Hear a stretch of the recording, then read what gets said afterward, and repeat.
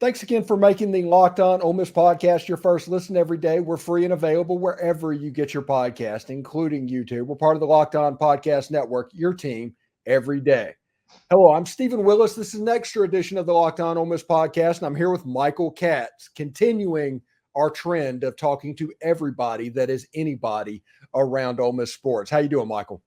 I'm good. I'm at Thanksgiving. It means a little bit more when you cover Ole Miss. So it's I grew up watching this game, and so it's cool to be on the ground and play a little part. You're originally from California.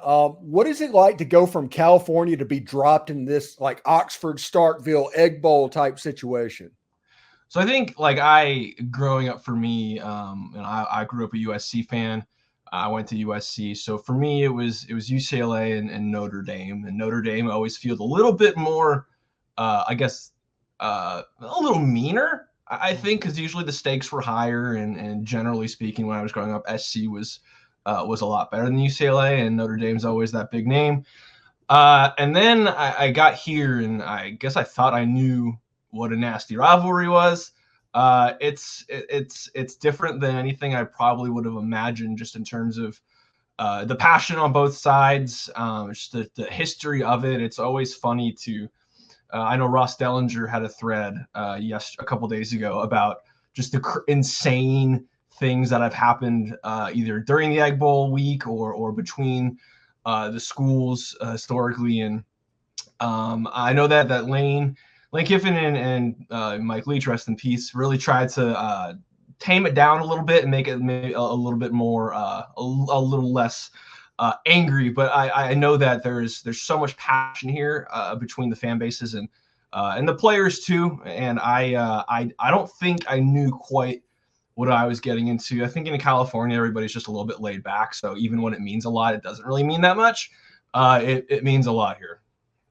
Yeah, and in this state, a lot of people don't realize that because they just think of the Egg Bowl, but Mississippi State was created in like 1878 because dirt farmers in the state of Mississippi had a problem with Ole Miss. Like the school was literally created because of a problem with Ole Miss. So, yeah, this kind of goes way back, Michael. No, and it's fun to learn about that sort of stuff. Everywhere I've been, because I was in Idaho for a bit, I was in Wyoming for a bit, and every school that I've covered obviously has a rival to some degree. But this is really the first professional job I've had where the rivalry really it's marked every year. Well, I know that this game is circled every year for everybody that covers Ole Miss and Mississippi State. So what's the weirdest thing that you've dug up and the weirdest thing that you've done in the name of the Egg Bowl since you've been covering Ole Miss? I've had surprisingly normal, and I say that now knowing that something insane is probably going to happen on Thursday. But I've had pretty normal. This is my third Egg Bowl. So I've had relatively normal ones. My first one was in Starkville. Last year, I remember fans throwing trash on the field when Mississippi State scored late. There was a lot going on there. Obviously, last Egg Bowl was when Lane rumors to Auburn started. So the Egg Bowl holds a little.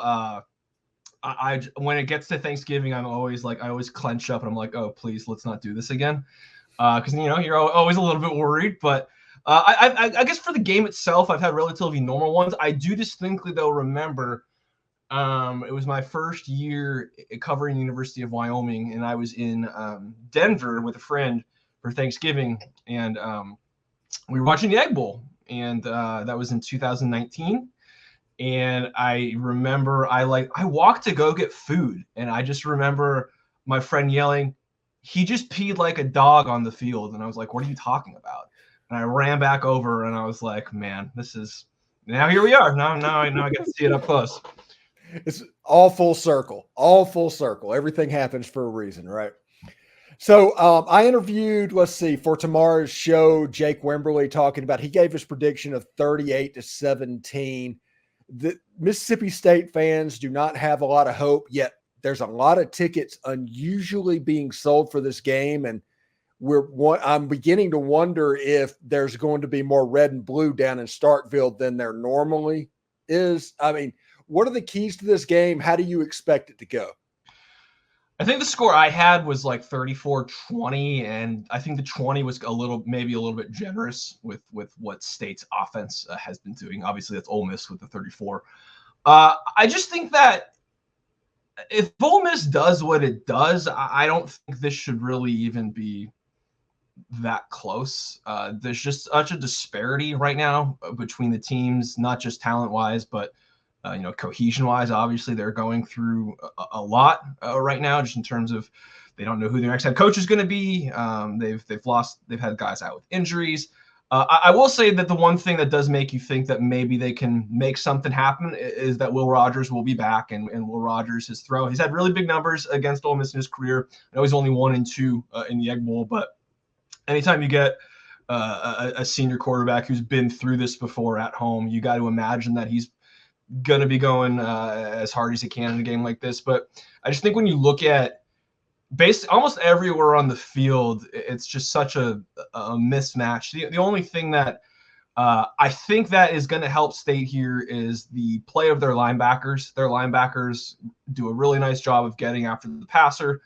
Ole Miss's offensive line has not been as good as it maybe was expected, and also they've had some injuries, so it'll be interesting to see what that looks like on Thursday. So I think that's maybe where State could get a little something going, but I think at the end of the day, Ole Miss is going to score too much.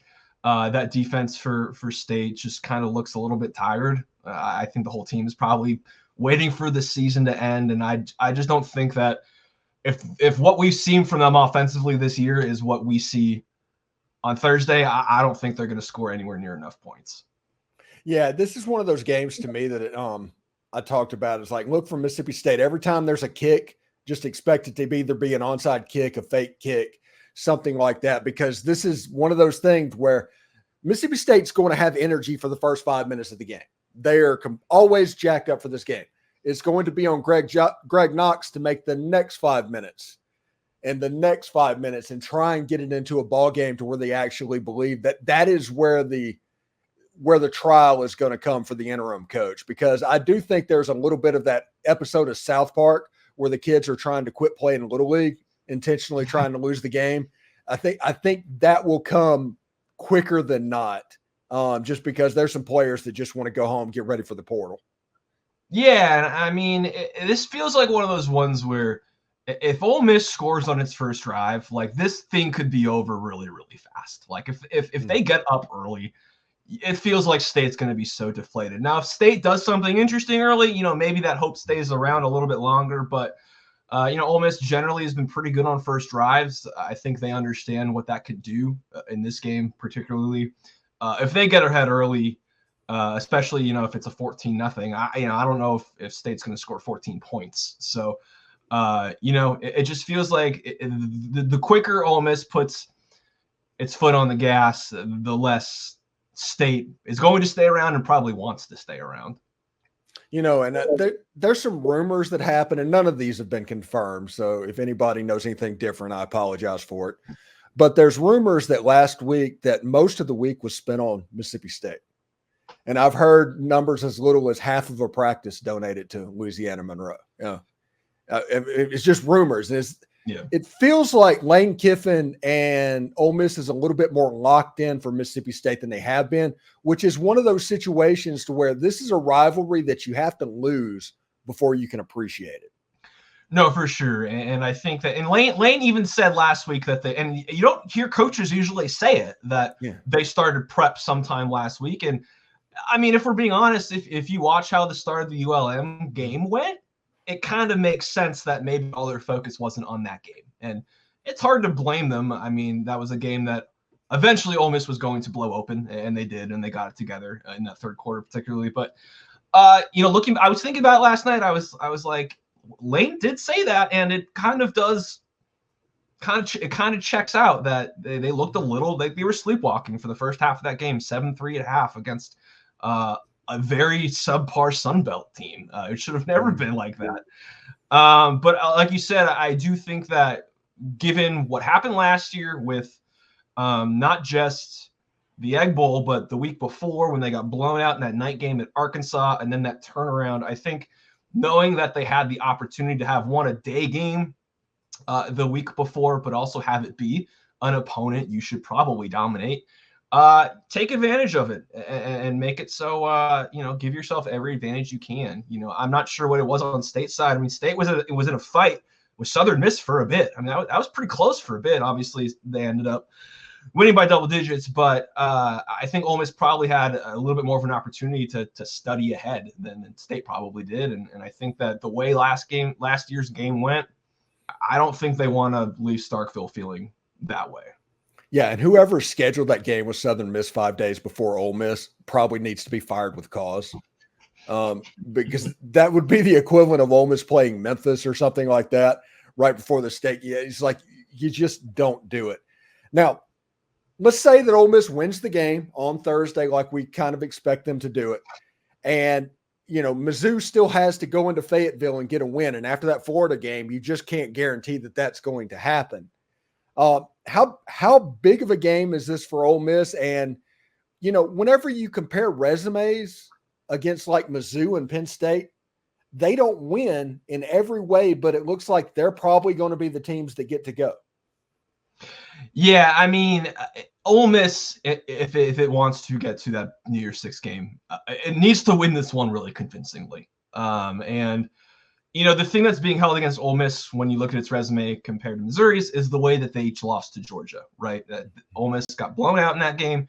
Mizzou had a chance to win that game in the fourth quarter. And I think that, right or wrong, is one of those things that sticks with committee members. They look at head-to-heads in that regard. I think if you look at the resume, Ole Miss that's one of the toughest schedules in the country, and they came out with only 2 losses. I mean, that in any other year, that should be an easy in. But I think, if Florida, if Billy Napier hadn't, stubbed his toe last week, then you feel pretty good about it. But, there's a part of me, I know Arkansas is kind of a mess, but it is in Fayetteville. It'll be KJ's last game. And Sam Pittman's being retained, and yes, maybe that's one of those things that everybody gets jacked up for. Maybe it's a game where they're in it when they really shouldn't be. I don't know. But if that's a close game and Missouri wins, and Ole Miss wins the Egg Bowl pretty big, I think that's maybe the last taste that committee members have in their mouths. Penn State's interesting because I think people they look at their 2 losses and they're like, okay, well, it was Michigan and Ohio State. They're really good, but you look at some of their other results and it's been kind of and they haven't played the toughest schedule on earth.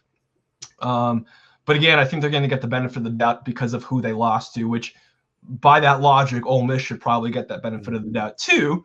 But there's only so many seats at the table, and there's a lot of teams. It's a really interesting amount of teams that are all in the hunt. But if Ole Miss wins convincingly this weekend, I think it's going to put itself in a good spot because I just have a feeling that we're going to see some weird stuff the next 2 weeks, whether it's in rivalry weekend or the conference championship weekend. There's so many things left to play out that if they do what they need to do Thursday, I think they're in a pretty good spot. Yeah, and selfishly, this is going to be weird. I want Ole Miss fans to be happy and to have their New Year's 6 bowl game because of the prestige that goes with it. But here's the other thing. The Citrus Bowl is 50 miles away from my house. and I'm already planning on going to the Under Armour game because there's also some you could Ole Miss fans can get so much coverage from a Citrus Bowl because of all the people being down in Orlando. And then they go over and 3 days later is the Under Armour game and Braylon Burnside announcing and all of that stuff. It would behoove Ole Miss if it was the Citrus Bowl, but I do want Ole Miss fans to be excited and to get that prestige jump because Ole Miss deserves an NY6 game, in my opinion. Yeah, I mean, again, going into the season, there were so many ways this schedule could have broken, right? And it was, how are they going to do on the coin flip games? They won all the coin flip games. And, if you looked at this and said, Ole Miss goes 10-2 in the regular season in September, I mean, that's a no-brainer of a New Year's 6 team with that schedule. And especially with the way LSU is doing what they're doing right now. I think that is aging a little bit better. We'll see what they do this weekend against A&M. But again, coming into the season, 10-2 was a slam dunk New Year's 6 game, and it's crazy that that's college football is wild and unpredictable, and there's been a lot of maybe some better teams in around the country that have kind of made a name for themselves. But if you're looking at resume and what this team has done and the steps that it's taken, this is a team that probably should be in New Year's 6 game. Will it be? Committee's going to have some interesting decisions in a couple weeks. Yeah, and remember in 2003, Ole Miss went 7-1 in the SEC West and did not go to Atlanta. So weird. If it's something like this happens, it happens like this to Ole Miss. I mean, that's just the way it works. So this state game is kind of just talking about all this. It's a huge game for Ole Miss. It just really is, because you do need the style points. You do need to win convincingly. And it's kind of on the table. And the rumors that I've heard out of Oxford is the team's kind of preparing that way. They're kind of locked in for a game against a 5-6 team that they're not normally that locked in. Yeah, I mean, one, I think they all remember what happened last year, and they're still probably upset about that. But two, I do think they understand that everything is still kind of in front of them if they want to get to that prestigious game. I mean, the ball's in their court. If you do what you're supposed to do in this game, you're going to be in a pretty good spot for that marquee bowl game around New Year's. And if they don't, then, they don't really have anyone to blame but themselves. And so I think they probably understand that there's more. For the first time, it isn't always the case. You don't always create your own destiny, but to an extent, they really sort of do here, in that, no, they can't. They're not going to make it into the playoff, but with a convincing win, they're gonna make it really, really hard on the committee. So I don't expect them to be sleepwalking through this one. That's for sure. Okay, just so everybody knows, Michael writes for the Daily Journal in Tupelo. He's in there. I think Parrish Alford is probably an editor at this point. He was a longtime cover for Ole Miss. So inside the newsroom, what's the overall feeling in this game? Well, Parrish actually he left for another job. He's working for like a church sort of a Christian magazine writing out in Tupelo, or a Christian radio station, excuse me. But he's still doing some freelancing stuff here and there. I think for everybody I've talked to, I don't think anyone really thinks State has a big chance. I think it's just, is Ole Miss going to win this by a lot or a little? I think is generally the vibe I'm getting from people. I mean, my current editor had a prediction of like 41-17 today. That's a pretty big one. I don't know if I was playing a little bit closer in that regard, but I think everybody's expecting Ole Miss to win this one fairly handily. Yeah, I went with just so you know, 38-14. I do think this is a game that Ole Miss jumps on them early, and then they do the quitting thing with an interim coach that you see in games like this from time to time. So anyway, Michael, thank you very much for joining us, and thanks everybody for making the Locked On Ole Miss podcast your first listen every day. We're free and available wherever you get your podcast, including YouTube. We're part of the Locked On Podcast Network, your team every single day. Anyway, Michael Katz, Daily Journal, thank you so much, man. And be safe heading down to Starkville. And honestly, Mike, if we get the Citrus Bowl, I look forward to meeting you, bud. We have to get together. Absolutely, for sure. All right. Take care, man.